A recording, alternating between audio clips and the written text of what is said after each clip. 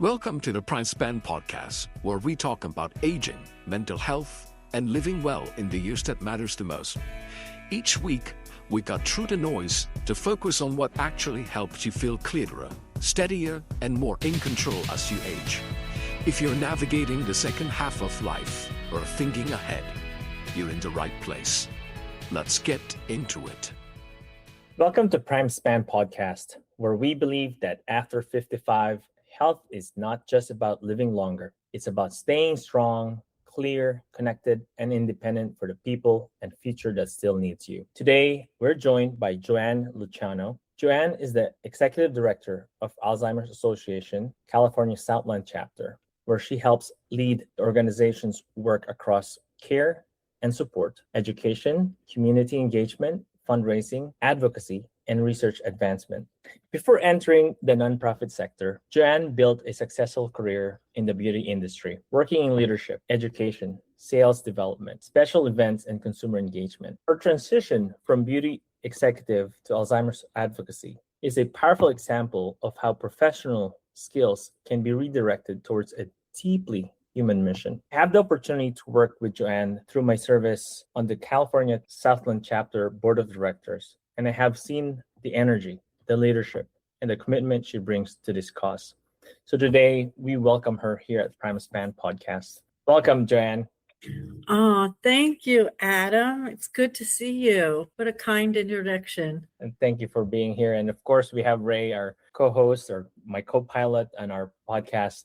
Jan, first question. I want to just land here. Before joining the nonprofit sector, you built your career in the beauty industry. That may seem very different from leading an Alzheimer's organization. How did your professional journey brings you here? Great question, and one that I'm really very proud of.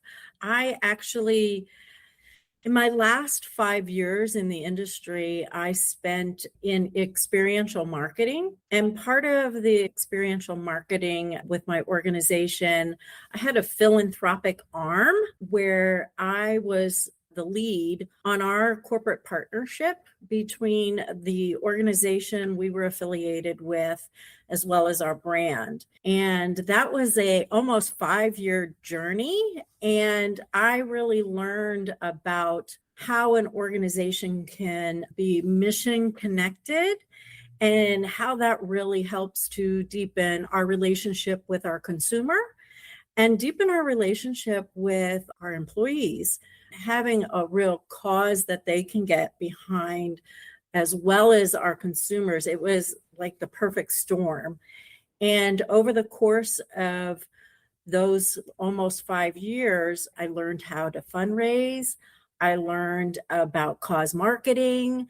I learned about really being a resource to the community and the expansiveness that we had the ability to have because we were a national brand. And so it was a national organization. We were actually an international brand. And the industry was changing, and the digital aspect of where my role was going was really changing. And I could really feel and you could really see the change that was happening in the beauty industry. And with that came restructuring within our organization. And I was really on a journey, the next journey of my career of figuring out how does this digital part play into it? How does the portfolio of our brand play into where my expertise lie? And there was something about this philanthropic connection that I really enjoyed and I was going to miss. That was 4 weeks into the restructuring and COVID hit. And when COVID hit, that put the kibosh on anything that was in person.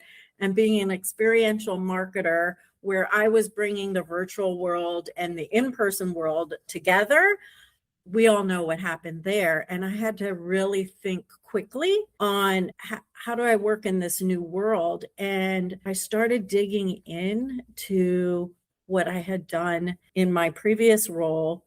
And it started checking boxes for a mission-driven opportunity. Ironically and unfortunately, my father-in-law started showing signs of dementia, and I was cruising LinkedIn and I saw a posting for the Alzheimer's Association for their vice president of development. Now, I have to be really honest, and this is a really funny part of my journey, is I thought development was like brand development, like educating on the brand, making sure that whole world that I came in and came up. And so I went into it thinking that it was very, very similar to what I had been doing, and found out that it was actually fundraising was what development means in the nonprofit world. However, when I really broke it down and looked at my past experience, I was like, okay, that's sales, right? Fundraising is a form of sales. And so I decided to continue on my journey to find out what this role entailed. And we all know that the world was in a very unique situation. And they kept interviewing me month after month. Started at the end of March. Then I had an interview set up for April. And then I had an interview set up for May. And fast forward, in July, I was offered the vice president of development out of New York City. And it's been a career highlight. I was able to take many of my skills and apply them to the role that I ultimately landed in New York City. That's it in a very long, short nutshell. Yeah, well, it's a beautiful introduction. I am curious, though. I have one curiosity that I should have asked you from the very beginning. What originally attracted you to the beauty industry? When I was a young adult and I would pass through, at the time, retail was very different at that time. I was always in awe of the women and men that were in the cosmetic department, and I wanted to be there. That was, at that time, was considered the jewel in retail. If you were asked to interview for that, you had to have a certain something. You had to be outgoing. You had to have a strategic mind, because while everyone thinks it's just slinging lipstick and liner, it truly is. It's relationship building, it's business building. And so I wanted every part of it. And I did it through my early college years. And then when I would come home from college, I would work the weekends. And I found that I was very good at it. So that's where it started. And then once I got there, quite ambitious. I always want the next thing. So I landed into a full-time role. Then I wanted to be account manager. Then I wanted to be a coordinator, and then account executive. So what made me very unique in the industry, and what I'm well known for, is that I know everything from consumer to senior leader executive. I've done everything in between. But it just really, it was an energizing business. It was a business that women could really thrive in, and it had great resources as far as personal and professional development, and wonderful mentors within it. Which, this is just as an observer, this is why, from an observer, I see you very successful as a team builder. I see this as a huge quality that you're able to put together, and we'll talk about that in a minute. I'm curious, when you entered the nonprofit level, which skills from your previous career became especially valuable in the nonprofit leadership? On the flip side, as a continuation, what did you have to learn after entering that nonprofit sector? Yeah, I think the first thing was consumers, right? Your constituents and consumers are the same. So applying from my corporate world, customer service, high touch, meeting them where they're at, that absolutely was a key skill, and that I needed and applied immediately, because I could box, okay, this and this go together. That was one thing. Strategy. as a fundraiser, you have to strategize how you're going to reach your goals. So strategy was part of it. I also believe that I come with a natural talent of building teams and inspiring people to go after what they believe is impossible and make it possible. And I thrive on doing that. And I also thrive on finding white space. And so what I was able to do is that thinking, that executive and strategic thinking, and I applied it to the role. I was given day one a 3-year plan to get over $1 million in one of our revenue drivers called the Walk to End Alzheimer's. And I'm proud to say we made it in the 3 years, but it definitely was those skills of understanding how to plan 3 years ahead. Joanne, your story is, as I'm looking at this, I'm sure there's a lot of people that are probably feeling something within them, this urge of doing something meaningful, more meaningful work. And what would you tell, because you jump from the beauty industry to the Alzheimer Association, there's a big gap in that industry. That's a huge, it's not purely connected. So what would you tell someone who feels called to more meaningful work, but is afraid to begin again? Because that feels like beginning again in a way, but as you're talking about it, it's really not. But for some people, they might be feeling that fear, but they're feeling they're called to do something. What would you advise them to do? Yeah, I think initially you are like, oh my God, what am I going to do? I've been doing this for decades and I'm well known in my profession. And then we have this world situation that also added complexity. And I hope I answer this correctly. I really started to think about the skills of both areas and where did they overlap. And for example, when we talked about fundraising, sales, I've been very successful in moving people towards growth year over year in almost all of my roles that I've had, not only in North America, but around the world. So I also knew how to move cultures too. So I looked at those different skills and capabilities and said, does this fit here? And is this what they're looking for? And I changed the conversation. How I approached it, I talked about how I have the inside track. I have the inside track of what it's like to be a corporate partner. They're in search of sponsorships, corporate partnerships. I felt like I could be a secret weapon to them. I could give them the whole other side, the thought process, the strategy, the mindset behind wanting to partner with a nonprofit organization. So I went full force on, I'm your reason for growth going forward. And I stayed the course in that conversation. And it truly, I do believe that was very, very helpful, especially when we were talking about sponsorship from a fundraising perspective or unique partnerships. I also leveraged my desire to always hang my hat on something and to always leave where I was better than the way I entered into it. So whatever role I had, whether I was promoted into it or I was recruited over, I always tried to find white space that could really make a mark for the brand. And I brought that too, because they were looking to reach over 1 million. So I was talking about how I could find new spaces for them. That's such a successful entry. I want to segue us to the Alzheimer Association, since you've talked about it a little bit. Many people recognize the Alzheimer Association's name and purple logo immediately, but they may not understand everything the organization does.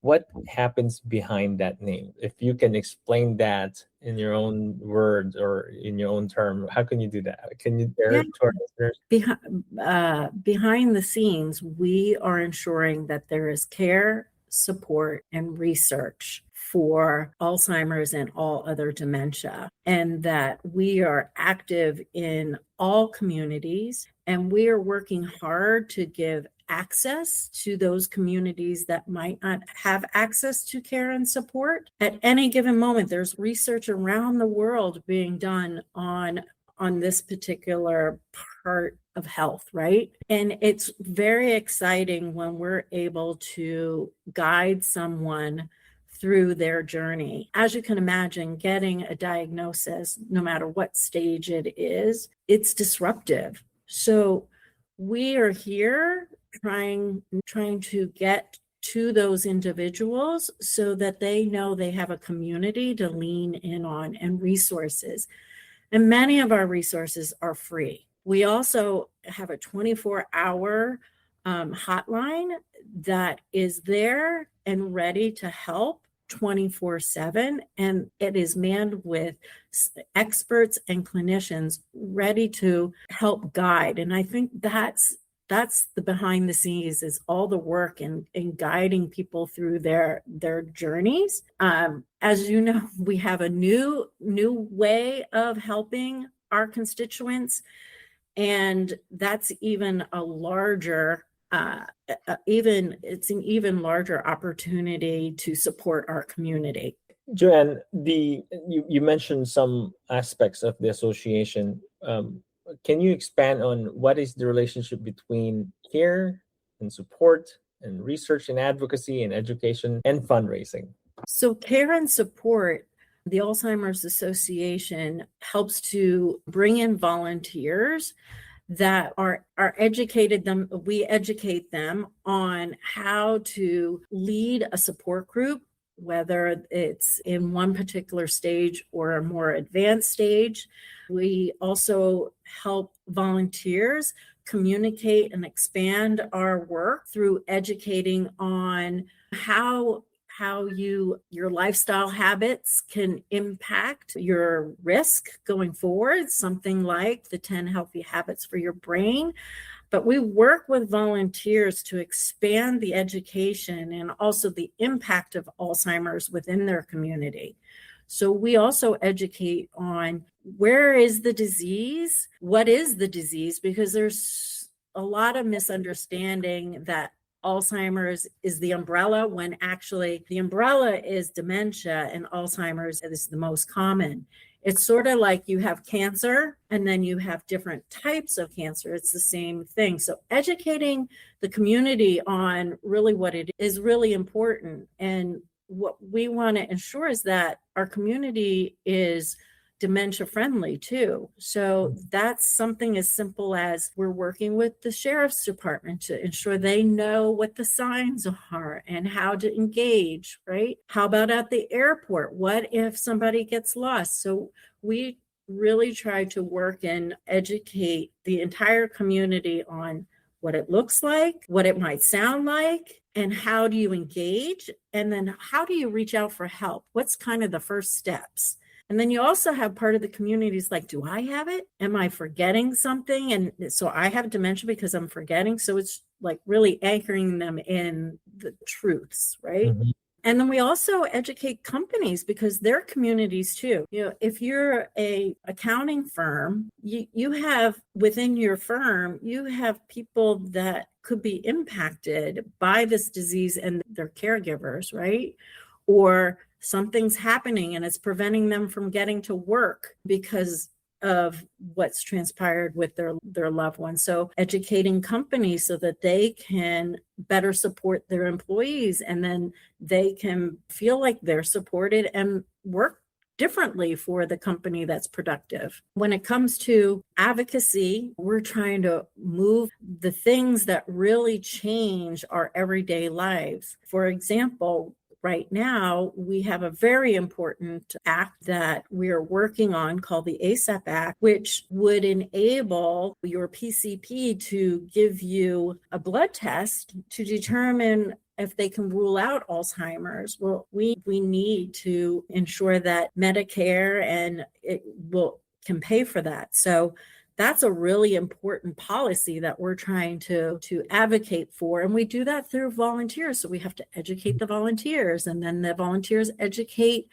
our governments, local and national. And then obviously you need the research. The research is what's brought us to where we are. And it's so exciting right now. And I hope we talk a little bit about that, but you need the money to do the research, right? You need the funds to support and to educate. So that's kind of the umbrella over everything, ensuring that we have the funds necessary to drive the research, to support the care, to make sure there's resources out in our community. I'm glad you expanded it in that level, Joanne, because I don't think my exposure to the association and the inner doings of it is deep because of what my relationship to it. But not a lot of people realizes a lot of the things that the association does. People is aware now of the research funding because that is something that is always being talked about, but they don't realize how much of the education the association also helps the public sector. They don't realize how much, let's just say example, the police department, the fire department, the first responders, they don't realize that a good amount of the first responders, and feel free to chime in here because you're more of the bona fide expert here, but I'm quite aware that the first responders, they get a little bit of a training, but not enough training to actually work and respond with someone who's experiencing any form of dementia or memory loss. And so when they come in any of this interaction or any type of engagement with someone who is experiencing that, they don't know how to react. And no one is actually able to fund that education. No one is giving enough time to give them the walkthrough, the follow-up, the training, continuing education priority. And the association is actually one of the biggest supporter of actually giving them a continuing education, a partnership. And people doesn't realize how much those things impact our community because now you have a person calling the phone on a regular basis, calling 911, and then a police comes in there and that person actually has dementia. They know how to handle that. Right. Or any time that the fire department responds on a call in a assisted living home or anywhere, person is experiencing memory loss, they know how to respond to it properly. But without organization like Alzheimer Association, primarily, no one is doing that work with the public sector. Yeah, and it's true what you're saying is historically you would get an individual and you're kind of like, how do you handle this? But if we give them just a few tools to help them identify that maybe, just maybe, the person in front of them that they're dealing with might have cognition issues, it can change how they're engaging with that individual. I can share for my father-in-law. He wandered with his dementia, and with his dementia found himself interacting with local police more than once. And had they not known that what they were dealing with was not normal, this was not a crazy person, right? Our situation could have been quite tragic. It obviously is tragic. He ended up with dementia, but it could have been a very tragic situation. And, agitation comes with some forms of Alzheimer's and dementia. Not everyone has that, but the explosion. And if you're a first responder and this individual is exploding for no reason, if you take a step back and you are educated on some of those signs, it could make a big difference in the first responders' experience and the individual involved. These are huge component. And then, as you mentioned, the advocacy. This is another piece that people doesn't realize how impactful it is for the masses. The association is doing for things to be affordable, for things to be much more ready for people to give access. There's not a lot of people advancing or advocating for these things. The amount of education that is required, the amount of the constant outreach that you have to do with the lawmakers and say, this is what we need to get for the public to gain access. No one realizes that those works are done by the organization. It doesn't happen just because they wanted to do it. It is done by advocating. Right. It's huge. Yes, that really moves the mark. That is for the masses. That's where real change happens, both locally and nationally.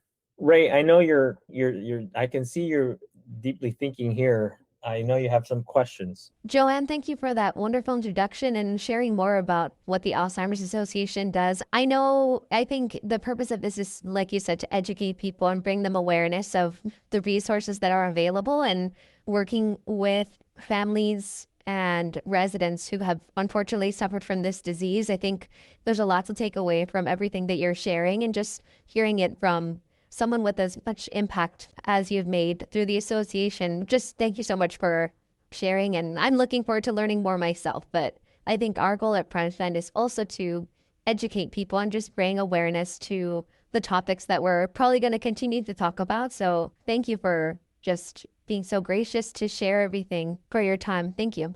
Oh, my pleasure, Ray. Thank you. Jen, so for many families, the Alzheimer's journey does not begin with a diagnosis, as we know. It begins with uncertainty. Repeats a question, misses an appointment, as we talked about, becomes lost. What should families understand during that early period? And what changes should families not automatically dismiss as normal aging? Good question.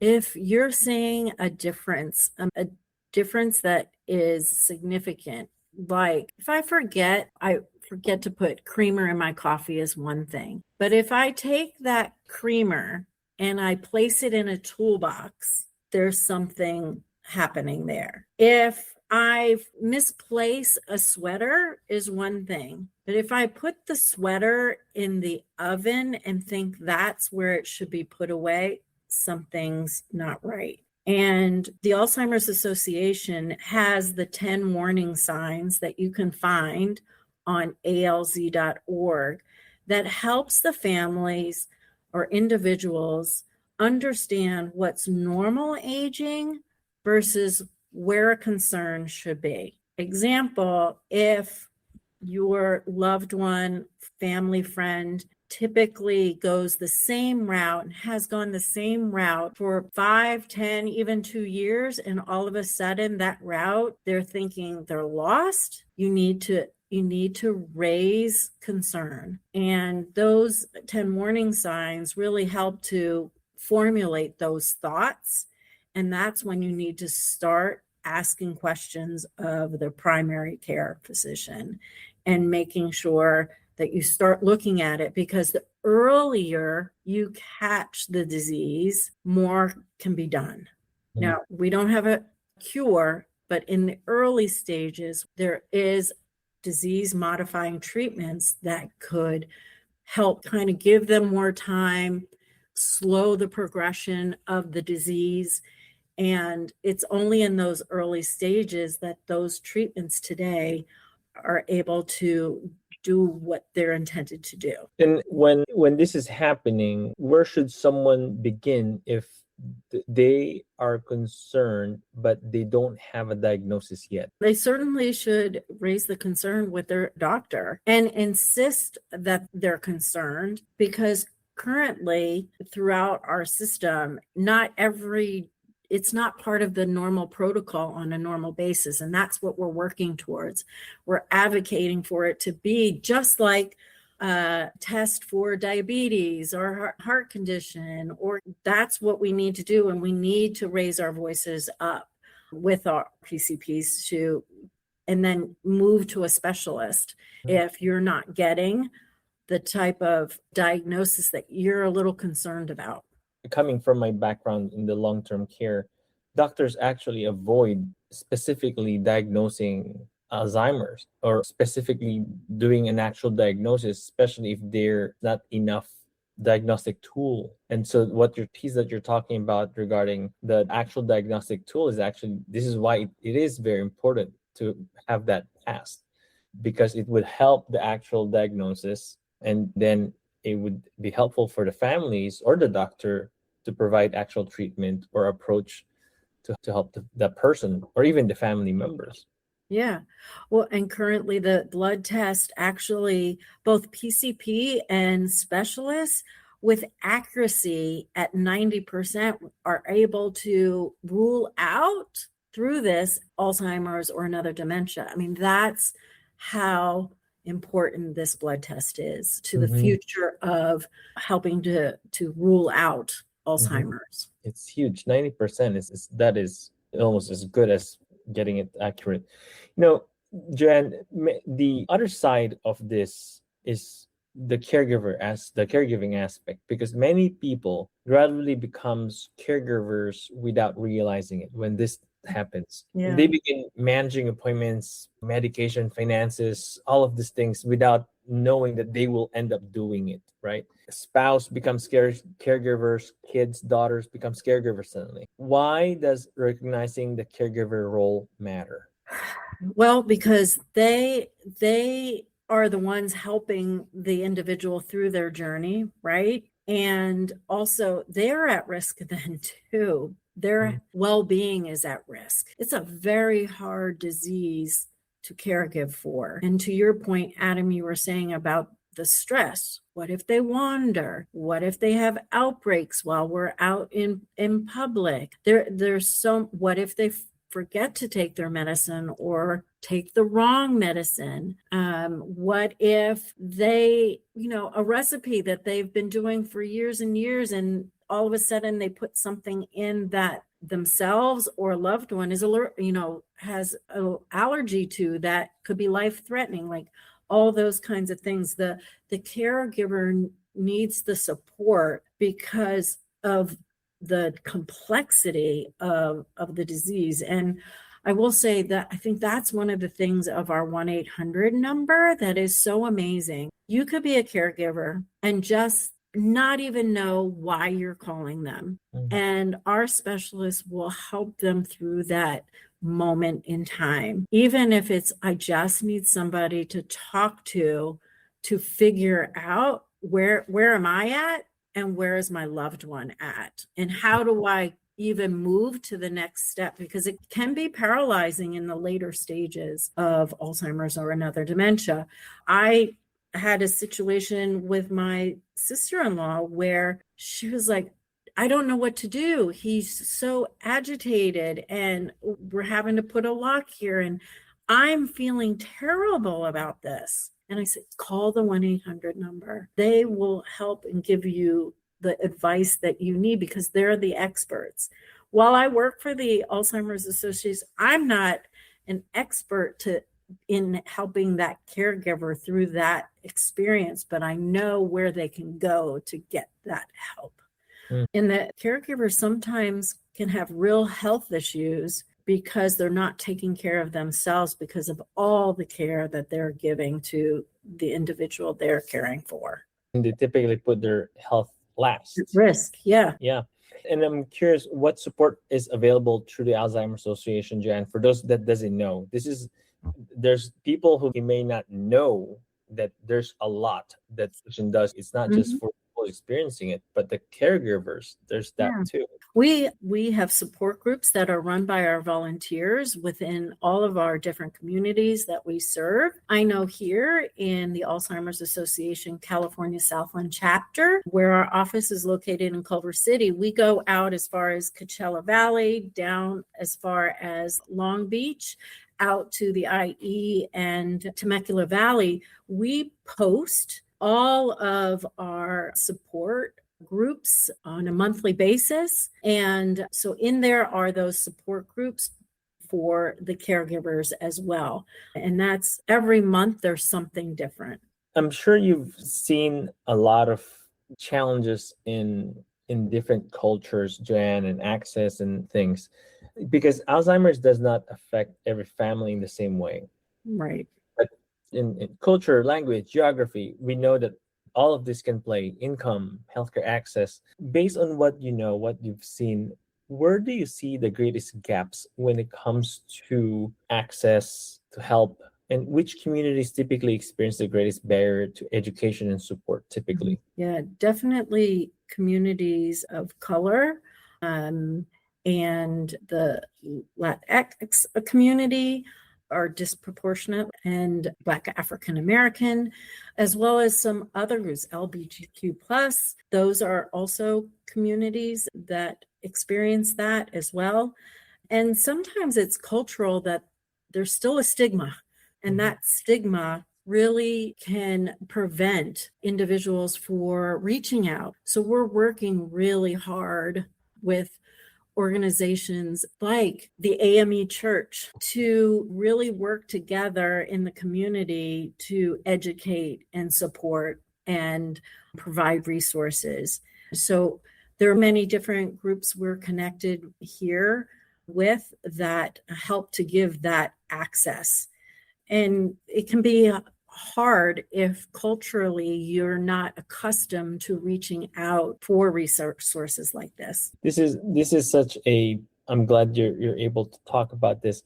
There's always a piece about the access and reports on access that I've always wondered, which made me happy when the LATAM finger study came out this year, because that talked about the Latin American culture being included in the research. But I'm curious, what's your opinion about representation in clinical trials? What is your take on why is that important, or should people actually join clinical trials? Yes, clinical trials, the more we bring in that are diverse, the more trial becomes robust, right? If you have a trial that is heavily weighted on one side, it gives you a lot of information and can really help you. But if it's not inclusive, right, enough, then you're kind of guessing. So being a part of a clinical trial for Alzheimer's or other dementia helps obviously bring into the fold the diversity of the disease itself, because the disease doesn't discriminate. So encouraging our local constituents to be a part of a clinical trial will help our research even more. And that leads me to, which is exciting, I really want to talk about this portion, because the Alzheimer Association recently hosted the AIC 2026 in London, which is the largest gathering dedicated to Alzheimer's and dementia research. We at PrimeSpan is a huge fan of the conference. And one of the strongest themes was the brain health, and it cannot be reduced to one supplement, one exercise, one diet, one medical intervention, but the research is including combinations of all, meaning physical activity, nutrition, cognitive training, social engagement, all of this together, ongoing support, which directly associated to our belief at PrimeSpan. Because for us, we're so aligned to what Alzheimer Association is doing. But from the association's perspective, what did AIC 2026 tell us about where brain health and risk reduction research is heading? Because this is the most exciting thing, I think, that's right now. Yeah, you alluded to it a little bit just moments ago when we were talking about access and community. And I'm not an expert on the content from AAIC, but it's a continuation of last year in 2025. So in 2025, the results of the U.S. Pointer study were shared. And it not only was fascinating, but it created such hope for the future. And the U.S. Pointer study, which was based off of the original Finnish study, the finger study from the Finnish, was that through lifestyle modification, you could reduce your risk of cognitive decline. And to your point, and a conversation that we had a couple weekends ago, it's compound. If you do better in one area, you have an effect on another area. So there are 10, what we call the 10 healthy habits for your brain. And that came out of the Pointer study last year. What came out this year was the LATAM finger study, which was specific to that community. And it also came with the same similar results. So now we're having an even more global view of how we can actually reduce our risk, potentially change the trajectory of where one could possibly end up with their brain health. It is. And we started off talking about my career, and I started in September of 2020. And at that time, none of this was in our view at that time. right? It wasn't even a radar. Yeah. Wasn't even on a radar. And I think of, here we are, August 13th, 2026, and we have disease modifying treatment. We have blood tests.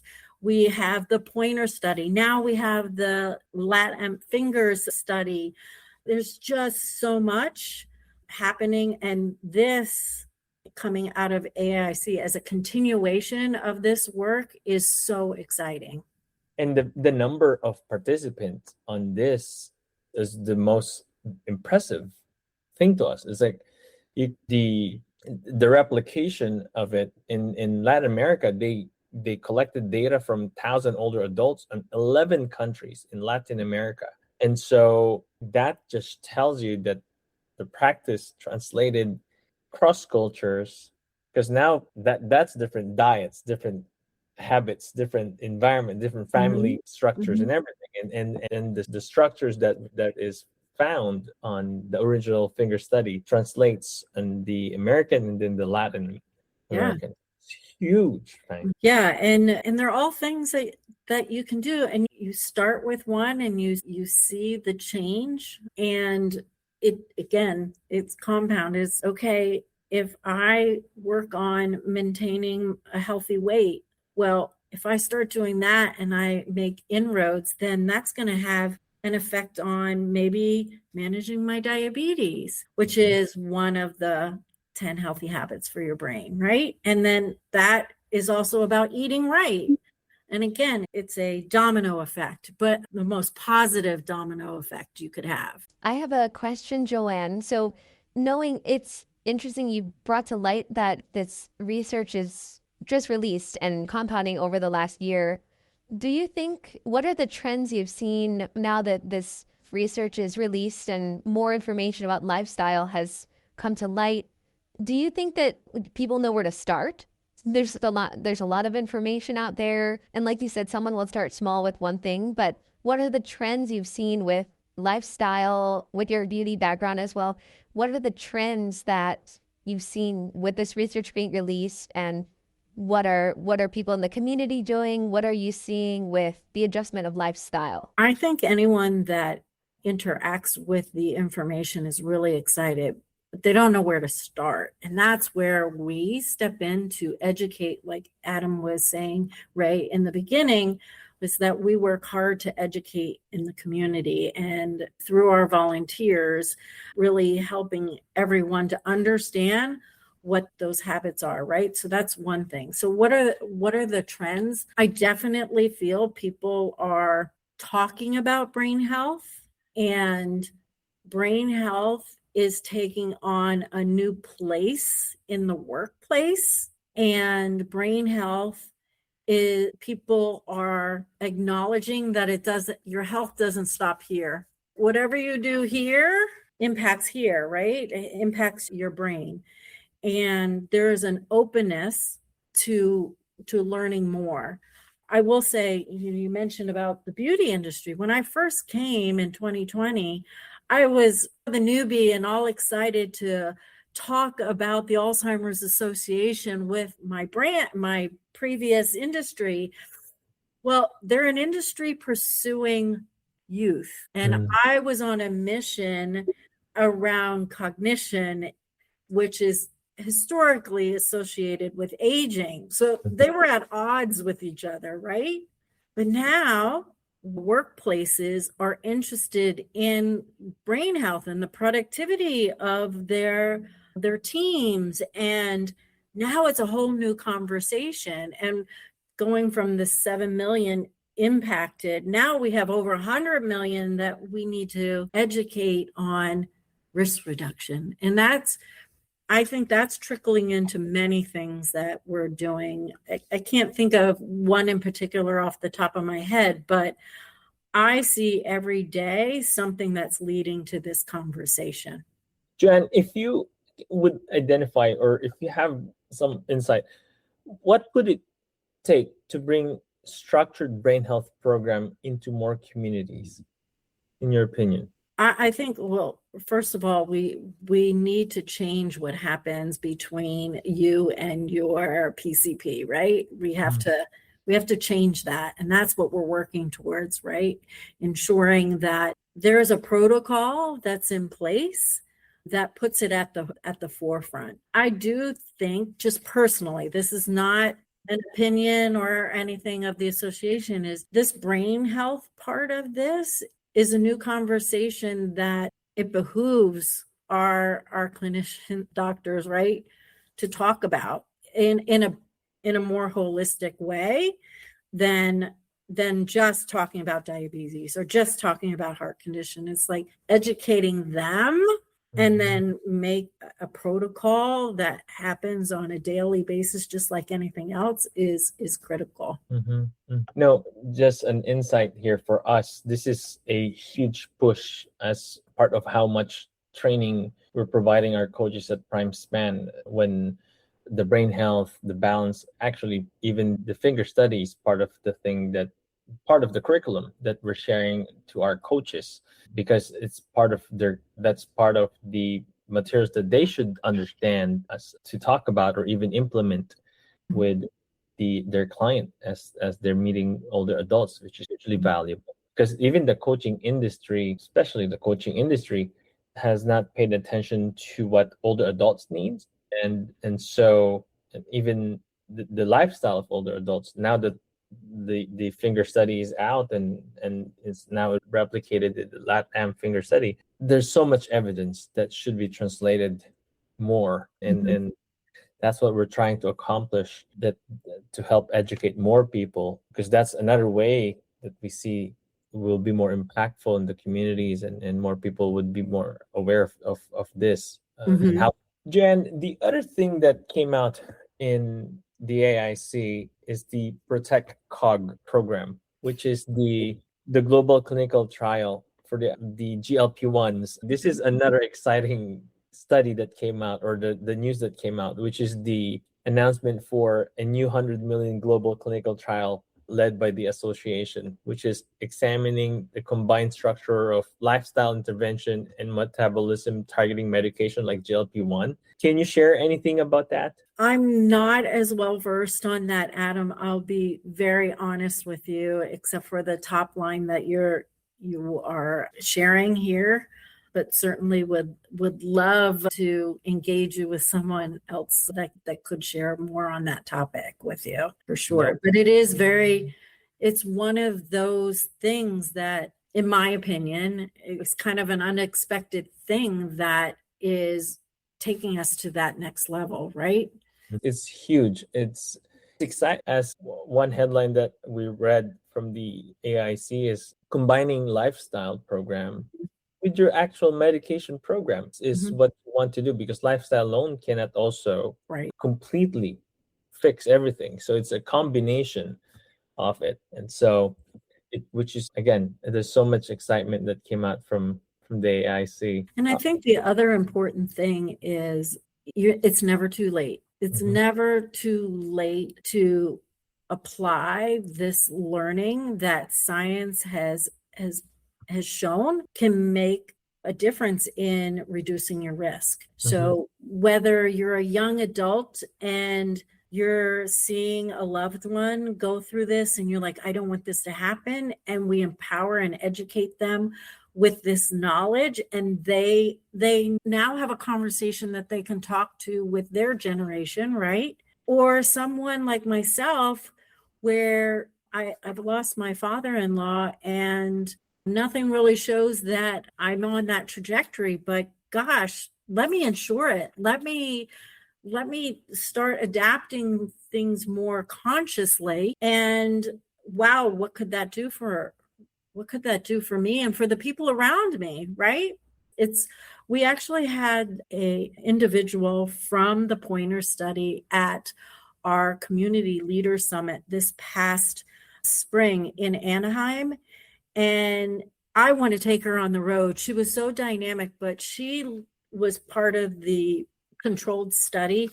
And she said it changed her life, and how she truly believes that she is on not only a better body health, but a better brain health. Wow. And it's really exciting. So I just had to say that.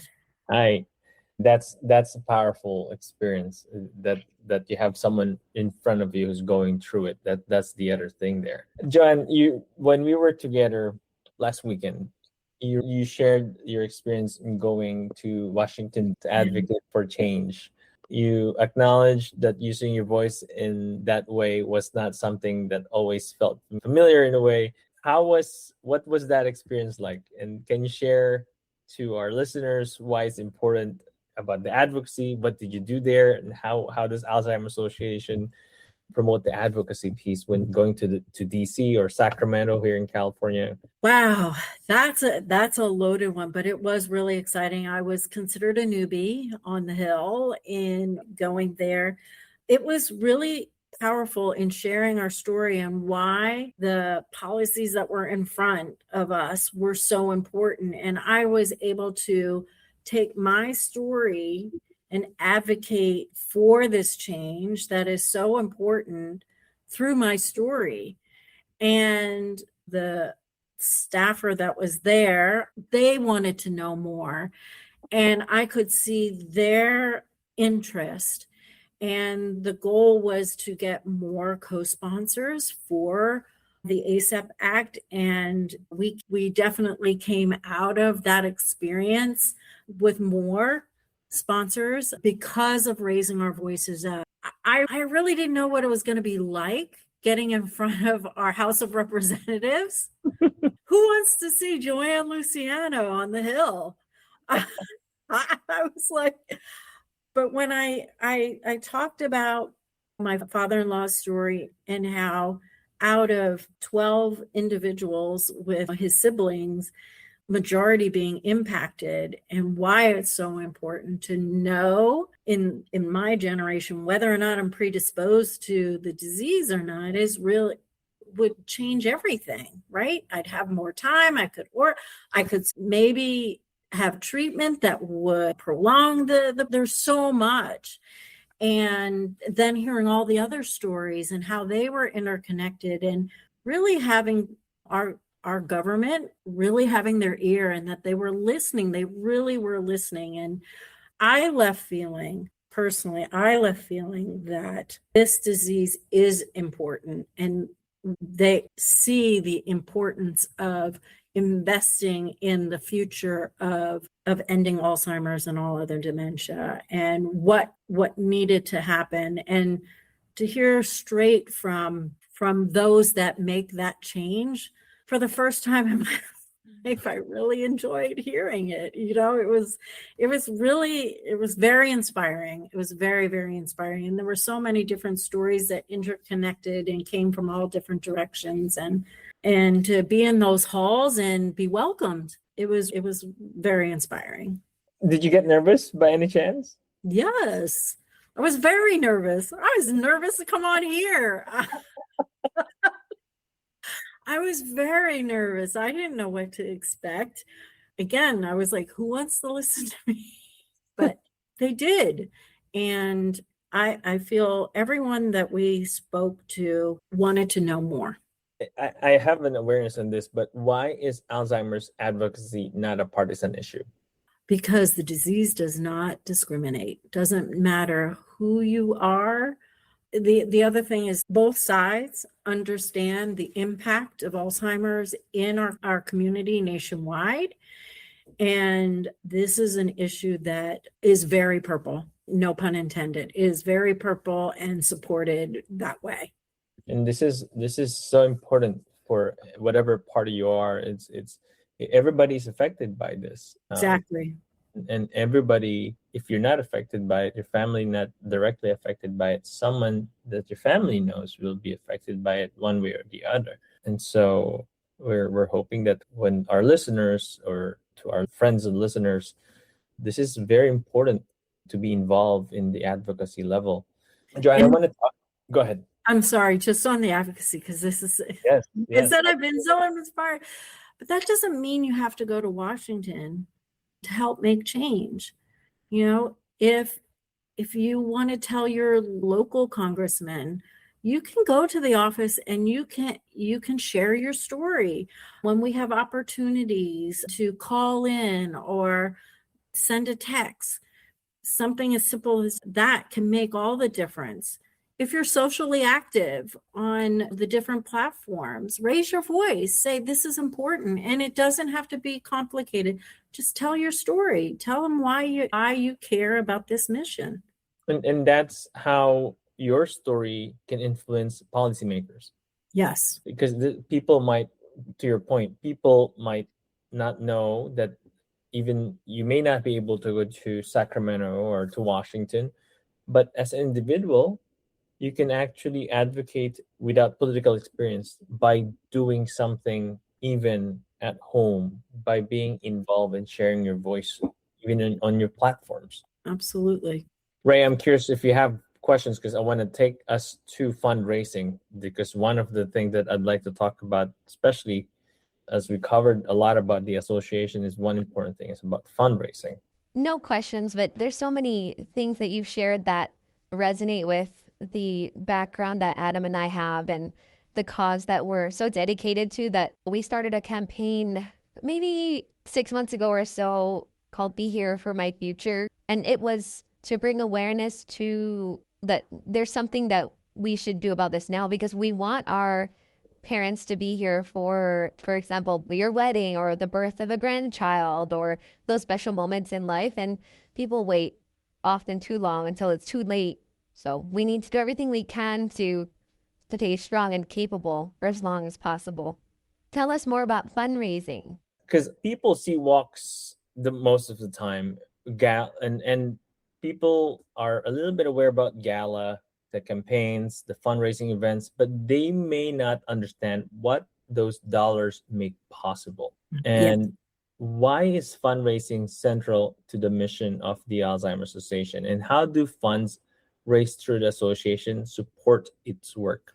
So in order to fundraise, in order to do research, you need the funds, right? Some of those funds come out of government, right? But not all of those funds come out of government. So locally, we fundraise to ensure that the care and support that we do here locally is able to happen on a regular basis, 24/7, 365 days a year. And it supports the materials that we hand out in order to educate. It supports the tools that are used by our volunteers to tap into communities and be able to give giveaways so that you can go home with the 10 healthy habits for your brain, or you can go home with the 10 warning signs, but also our websites and things like that. And alz.org has a plethora of information and all the different programs that we do in community as well as within the health community and in health systems and stuff. So it's really helps us expand this mission with no cost to the constituent per se, right? Our services are free to our constituents. And in order to do that, we have to fundraise, but we also have to fundraise to be able to advocate. You need to have a staff in order to educate the educators, right? And work with the volunteers. So we really invest in our volunteers as well. And Joanne, there's a lot of people, there's probably a good amount of people that knows the Alzheimer Association through the Walk to End Alzheimer's. But what does the Walk to End Alzheimer's create for participating families? We consider it our largest support group. It's usually the front door to the organization for an individual. That's usually where they first find out about the association and our resources through our community partners. It's a day where people like you are going through situations like yours. It's also while it's the largest support, it shows the community that this mission is important. So we really strive to have as many people out that care about this mission, both private and professional. This matters, and we want all of you to know that it matters. And so it really is, number one, it can be like that pilgrimage back to their community once a year. And I think, especially for those that are going through it for the first time, it can be very emotional because they feel like, I'm not alone in this. There's a lot of other people dealing with very similar situations to themselves. The imagery that you just shared about pilgrimage is such a powerful imagery, because sometimes I have to remind myself, because I'm always deep inside the work, and Right. and I'm always, because that's where I'm in. But when you're a family member who's taking care of a loved one alone in the house, you may feel this could be very isolating. Yes. And sometimes going, and there's a lot of emotions that comes up: shame, guilt, hopelessness, uncertainty, hope. There's so many things. Feeling that pilgrimage, as you said, is that once a year, for those that may feel that I can gather and still connect with people that is going through the same thing, feel that this is okay to talk about. It's okay to actually go through this alone. Is such a huge support to the community, because not everybody handles this. A lot of people, there's to a point earlier, there's a lot of people still have a stigma around it, and who still have a lot of shame around it. And It's also, in those walk, it's you feel welcome. you feel welcome, and it's also a way of keeping that loved one memory alive, right? This is who I walk for. And it's also an amazing place for resources, right? Every year, sponsors support the Walk to End Alzheimer's, and that is our Alzheimer's community, meaning your organization being out there and being visible gives access to those individuals. Oh, I may have never have known of your organization, or they may specialize in something that is significant to an Alzheimer's or the dementia patient. Just like dentistry around somebody, you don't think about those things, but what if I have dementia and I have dental issues? Not every dentist can handle that. But if you are out there at the walk and you are supporting and sponsoring that, you're saying, I'm part of your community. I'm here to help you. And that says a lot. And Joanne, help me guide people through this, because people might think, do I have to make financial donation when I attend this? How can someone help if they cannot make a large financial donation in any of the events? And on the other side, you mentioned about companies. How can companies become meaningful partners to this event? Yeah. So let's talk about the individual first. You can volunteer for the Walk to End Alzheimer's as an event day volunteer, or if you want to have a long-term impact on that day, join one of our committees. There is something for everyone. If you like to make phone calls, we have a role for you. If you like to network and open conversations, we have a role for you. If you are a CEO and you have the ability to open doors to meaningful partnerships, we have a role for you. And if you just want to walk, you can just walk. But fundraising comes in many sizes. And it's not it's not a one size fits all, but at the same time, no donation is too small, right? So whether it's your first time and you're just getting your feet wet, no pun intended, but if you're just dipping your toes in and you raise $100, that's $100 more to help uplift this mission, right? And maybe over time, maybe your second year, you figured it out. Oh, I can text message this out to my friends, and oh, I realized that my colleague wanted to support me. So fundraising comes in all different shapes and sizes. When it comes to companies, they can really help their community in a very meaningful way. And internal community, meaning their employees, it's great staff engagement. If we talk about brain health, what a better way? One of the 10 healthy habits is get moving. Well, what if we did that? It's a great team building. What if we did that as a company and we went out and showed our support through walking together? And the side benefit is you fundraise with it. You could do a friendly competition amongst different departments. There's so many different ways that what you're doing can have a positive impact. And what I find is along the way, if you aren't directly impacted, you find your way of how you connect. I know why I keep on supporting the mission, but for other people in what you've seen, what keeps supporters connecting to the mission year after year? What have you seen?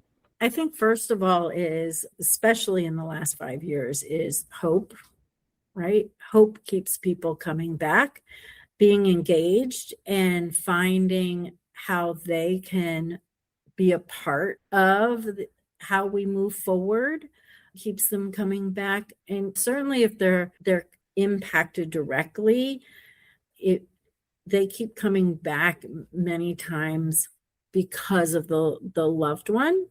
And I think as we're in this new conversation of brain health, what's going to keep people coming back is that hope, is we need to do this so that we don't end up with the disease. So we will carry this message forward. So there's a lot to keep people connected. And I think their volunteerism also keeps them coming back, in that they feel like they're part of something big. We urge our listeners here, for those of you who are listening, if you're not involved in the walks or anything that the association is doing, we urge you to do it or get involved in any of the walk to begin with. It's something that we think at PrimeSpan that you'll really find rewarding, but also find a lot hugely meaningful, that you will find that there's a lot of opportunity to help, but also a lot of opportunity to feel belonging as well. Joanne, we're almost close to the ending of our podcast here. And at the end, there's a portion of the podcast where we do what we call a rapid fire. It has been one of the favorite of our listeners. And I created a list for you here. It's similar that all of our guests, you can answer one line, you can answer one sentence, you can answer one word, but the goal is for you to just get things out there. Okay. And to get more out of the conversation here. So this is the first one. Advocacy is blank. Is critical. First question. One Alzheimer's resource every family should know. ALZ.org or our 1-800 number, which is 723900, 24/7, 365 days a year. One memory change people should stop dismissing. Change in emotion. One misconception about Alzheimer's. That it's hopeless. That's powerful. One thing caregivers should stop feeling guilty about. Taking care of themselves. One thing families should discuss earlier. Behavioral changes. One thing a friend can do for a caregiver today. Give them a break. One lifestyle domain people underestimate. Protecting your head. Why does social connection matters? Because when one individual pulls back, they actually end up accelerating the symptoms behind potentially Alzheimer's or other dementia. Mm-hmm. Social engagement is critical. One most important message for AAIC 2026. Brain health starts with you. Very powerful. I have two more. I'm sweating.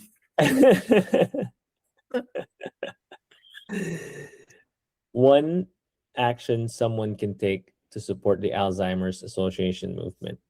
Register for the Walk to End Alzheimer's. And last one, What does living better, longer mean to you? More memories and fuller experiences, deeper experiences. Beautiful, beautiful. I love that. Thank you, Joanne. This has been a beautiful episode. Ray, I'm sure you have a lot of things to share here before we give it to Joanne to talk a little bit about more people to connect with the Alzheimer Association to find Joanne. But there's a lot of things happening at PrimeSpan as well. Take it away. Thank you, Joanne, for sharing so much about the Alzheimer's Association. And I think our listeners will have a lot to take away from this episode. I think we all know someone who's been impacted by the disease. And I hope that people will take advantage of the resources that you have available. So I'll share what we have going on at PrimeSpan. We have a few updates, so bear with me here. Thank you, everyone, for listening in on this episode. If you've enjoyed this conversation and want to stay connected, follow us on social media at primespan.life to see what we're building next. And join us at our PrimeSpan Community Facebook group. We also encourage you to listen in on our previous guest episodes so you can hear more of our wonderful guests like Joanne to capture more insights on wellness, prevention, and living well. So we have some updates on our membership options. We have restructured our pricing model since the beginning of this month in August to ensure that the tools for healthy longevity are within reach for everyone. Our core membership has been reduced from $49 to a more accessible $9.99 a month. Furthermore, we are introducing versatile coaching options facilitated by our PrimeSpan Build coaches. There's 2 different bundles that you can purchase there, and the information's on our website.